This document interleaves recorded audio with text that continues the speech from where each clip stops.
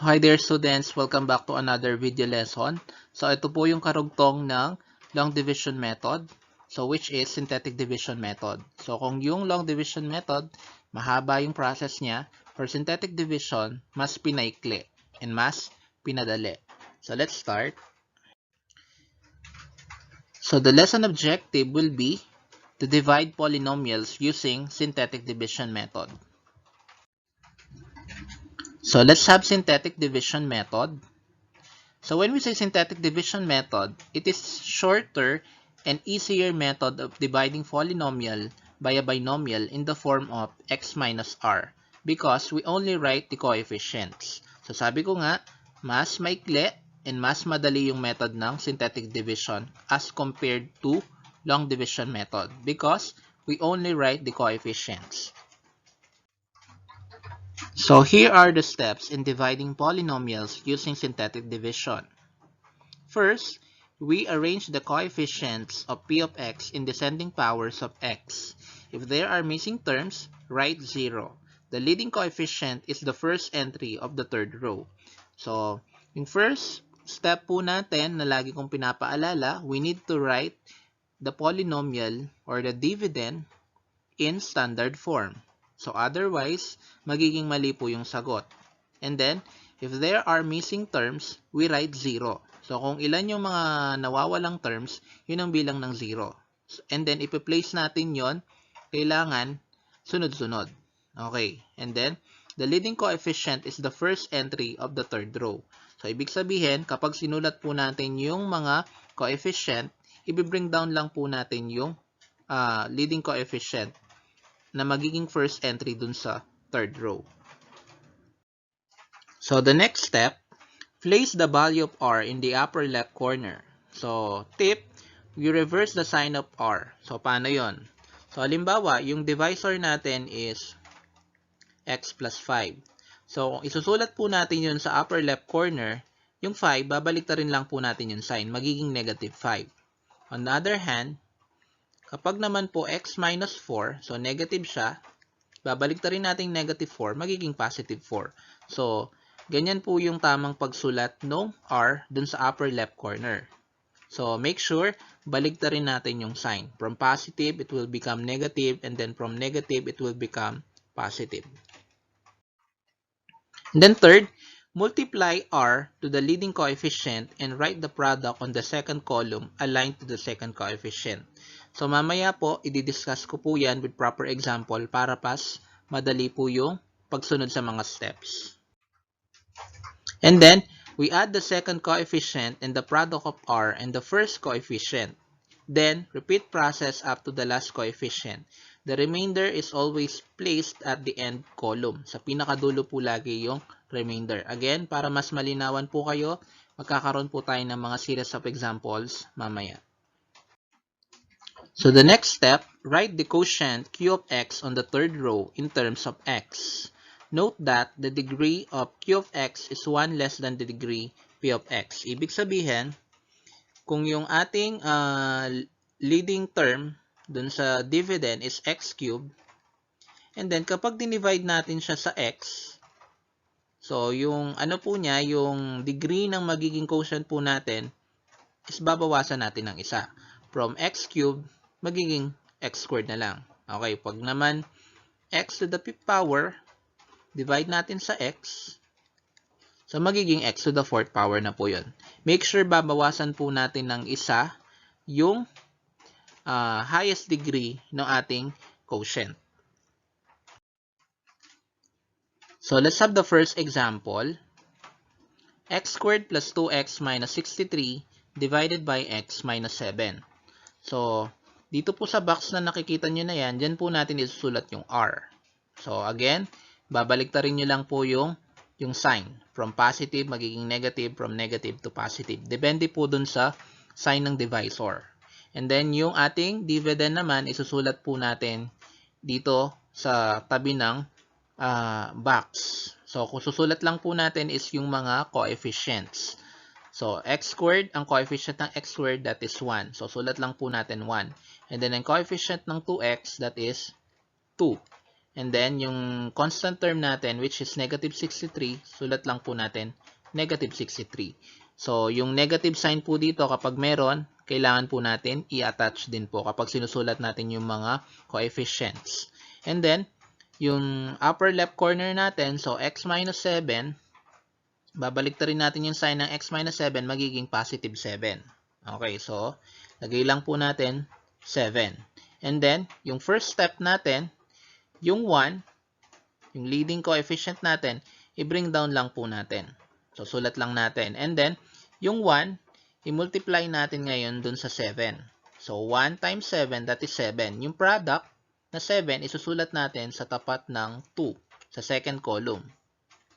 And then, i-add natin yung 2 tsaka 7. So, 2 plus 7, that is 9.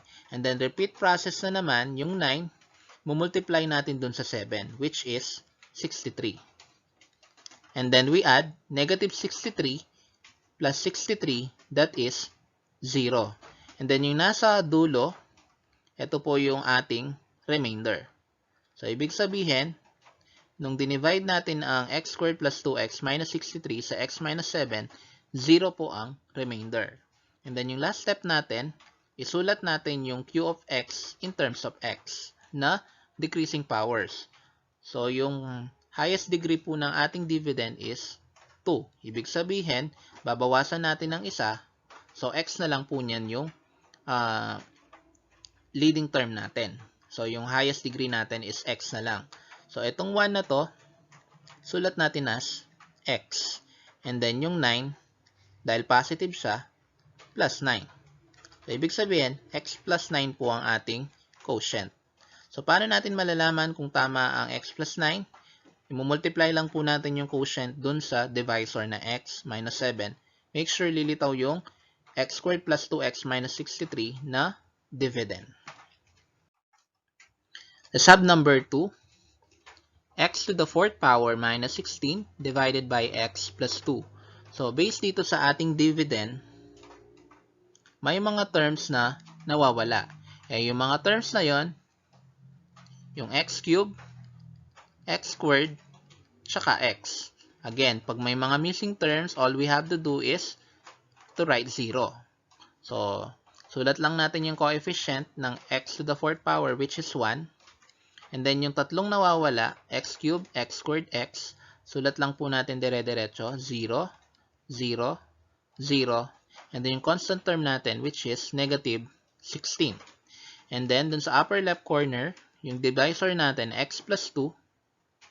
So, baliktarin lang natin yung positive 2, magiging negative 2.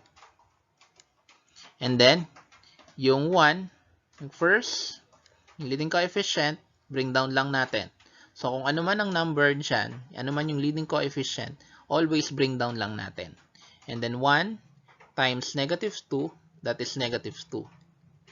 And then, we add 0 plus negative 2, that is negative 2. And then, multiply negative 2 by negative 2, that is positive 4. And then, we add 0 plus 4, 4. And then, repeat process lang hanggang mapunta tayo sa pinaka dulo. So, 4 times negative 2, that is negative 8. Then, we add 0 plus negative 8, that is negative 8. Then, finally, negative 8 times negative 2, that is positive 16. Negative 16 plus 16, that is 0. Again, yung nasa dulo po, that is the remainder. Next, isusulat po natin yung q of x, yung quotient, in terms of x, na kailangan babawasan po natin yung degree. So, yung highest degree po natin dito is 4. So, ibig sabihin, yung final answer po natin, x cubed dapat ang pinakauna. So, itong 1 magiging x cubed. And then, itong negative 2, negative 2x squared. Pababa po dapat 3, 2, 1 hanggang constant term na lang. And then, itong 4 plus 4x. And then, yung negative 8 ang magsisilbing constant.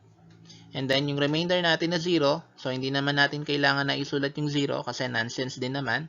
So, this will be our final answer. As you can see, pababa po yung mga powers. 3, 2, 1 hanggang constant term 0 degree. So, yun lang. So, let's have number 3. X cubed plus 5x squared minus 19x minus 15 divided by x minus 5. Okay. So, sulat lang natin yung mga coefficient ng dividend natin. So, x cubed, 1. 5x squared, that is 5. Negative 19x, that is negative 19. And then the constant term, negative 15. And then yung ating divisor, x minus 5. So, kabaligtaran ng negative 5, that is positive 5. So, we write 5.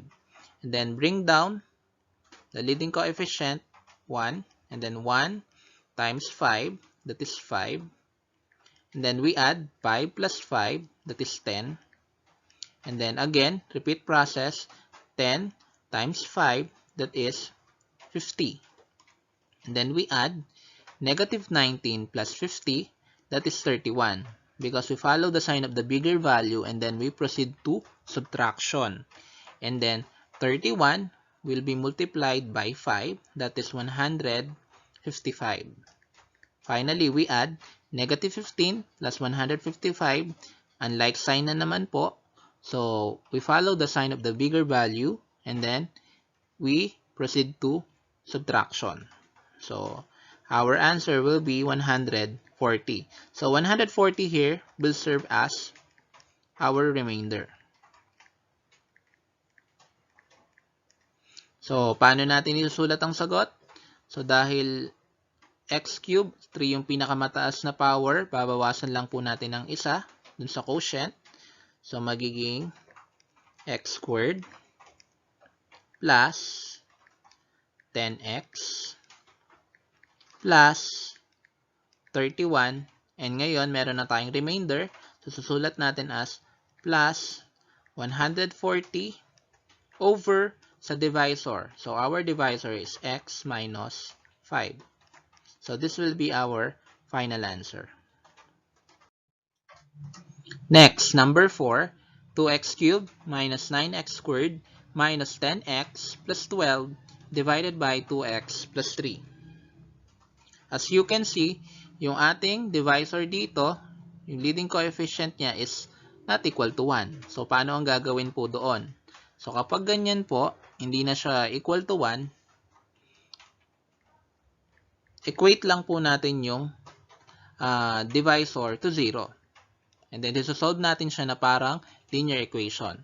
So, 2x plus 3 is equal to 0. We subtract 3 from both sides. So, magiging 2x equals negative 3. And then, we divide both sides by 2.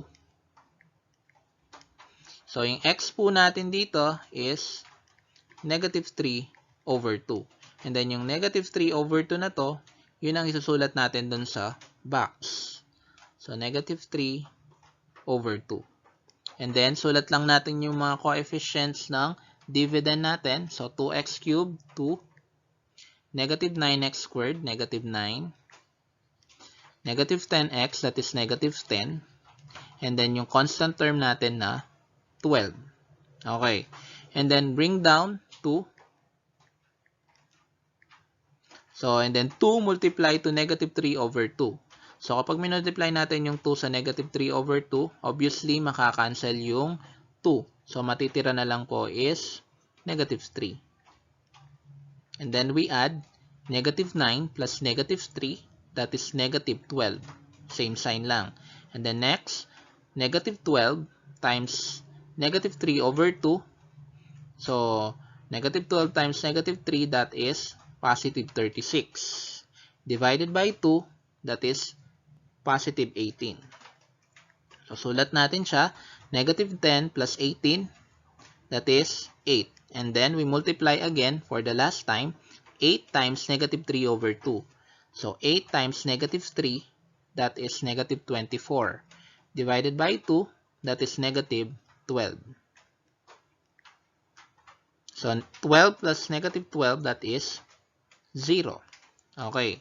So, yung last step natin, hindi muna po natin susulat in terms of x. Kailangan po nating i-divide yung mga sagot po natin by 2. Okay, so bakit po kailangan i-divide sa 2? It's because dun sa divisor po natin. Yung leading coefficient po kasi is 2. So, kung ano man ang number dyan, i-divide po natin yon. So, kung 3, divided by 3. So, kung x lang siya, we don't need to divide kasi yun lang din ang lilitaw. So, yung lilitaw na sagot, 2 divided by 2, that is 1.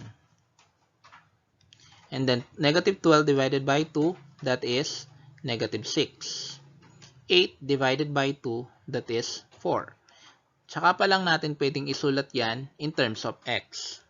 So, our answer will be, so, bawasan natin yung x cubed, gawin natin x squared. So, x squared minus 6x plus 4. So, this will be our final answer. So, to check, x squared minus 6x plus 4, multiply natin sa 2x plus 3, lilitaw yung dividend, 2x cubed minus 9x squared minus 10x plus 12. So, let's have number 5. So, 4x squared minus 10 plus 10x cubed plus x to the 4th power minus 7x divided by x plus 1. So, ano po ang napansin natin sa given dividend? Hindi po nakasulat sa standard form. Okay, so isasulat muna po natin sa standard form. So, ang mauuna po yung x to the 4th power, highest degree. Pagkatapos ng 4, yung x cubed. So, plus 10x cubed. And then, yung x squared. So, 4x squared. And then, yung x po, which is negative 7x. Finally, yung ating constant term na negative 10. Tsaka pa lang po natin pwedeng i-divide sa x plus 1. Okay. So, sulat po natin yung mga coefficients ng ating dividend. So, x to the 4th power, that is 1. 10x cubed, that is 10. 4x squared, that is 4. Negative 7x, that is negative 7. And then negative 10, that is negative 10. And then yung ating r, so yung divisor natin x plus 1, kabaligtaran ng positive 1, that is negative 1. And then we bring down the leading coefficient. Okay, 1. 1 times negative 1, that is negative 1. 10 plus negative 1, that is positive 9. We follow the sign of the bigger value. And then 9 times negative 1, negative 9. Paulit-ulit lang po yung process natin. Bring down, multiply, tapos add, multiply, add na naman po. 4 plus negative 9, that is negative 5. Negative 5 times negative 1, that is positive 5. Next, negative 7 plus 5, that is negative 2. And finally, negative 2 times negative 1, that is positive 2. Then we add negative 10 plus 2, follow the sign of the bigger value, that is negative 8. So, negative 8 is our remainder. So, how are we going to write our final answer? So, since the highest power of the dividend is 4, so we subtract 1. So, magiging answer natin will be x cubed plus 9x squared minus 5x minus 2 and then plus negative 8, our remainder, all over x plus 1, yung divisor natin. So, this will be our final answer. And then for our last example, 3x to the 4th power plus 8x cubed plus 21x squared minus 26x plus 6 divided by 3x minus 1. So, kagaya ng ginawa natin kanina dun sa 2x plus 3, so 3x minus 1, equate natin sa 0. And then we add 1 to both sides, magiging 3x equals 1. And then we divide both sides by 3. So, x equals 1/3. So, yung 1/3 po, yun po yung susulat natin dito sa box. And then, sulat natin yung mga coefficients ng dividend natin. 3x to the 4th power 3. And then 8, 21, negative 26, and then 6. And then, we bring down 3. 3 times 1/3. Basically, makakancel yung 3. So, matitira na lang 1. 8 plus 1, that is 9. So, 9 times 1/3. So, 9 divided by 3, that is 3. 21 plus 3, that is 24. 24 times 1/3. So, 24 divided by 3, that is 8. Negative 26 plus 8, that is negative 18. And then negative 18 times 1/3. So, magiging negative 18 divided by 3. So, that is negative 6. Finally, 6 plus negative 6, that is 0. So, again, i-divide po natin yung mga nakuha nating quotient by 3. So, saan po nakuha yung 3? Dito po sa 3x minus 1. So, 3 po kasi yung leading coefficient. So, magiging sagot natin will be 3 divided by 3, that is 1. So, dito sa x to the 4th, bawasan lang natin ng isa. So, magiging x cubed. 9 divided by 3, that is 3. So, magiging plus 3x squared. And then, 24 divided by 3, that is 8. So, magiging 8x. And then, negative 18 divided by 3, that is negative 6 for our constant term. So, this will be our final answer. So, after we divide polynomials using long division method and synthetic division method, so our next lesson has something to do with the remainder theorem. So, sa theorem na yan, of course, mainly, ang focus ng ating discussion is about remainder. So, maghahanap tayo ng remainder. So, i-apply pa rin naman natin dyan yung synthetic division. So, we will no longer apply long division sa remainder theorem kasi mas mabilis nga yung synthetic division. So, I hope naging clear sa inyo yung discussion regarding synthetic division. So, yun lang. Maraming salamat.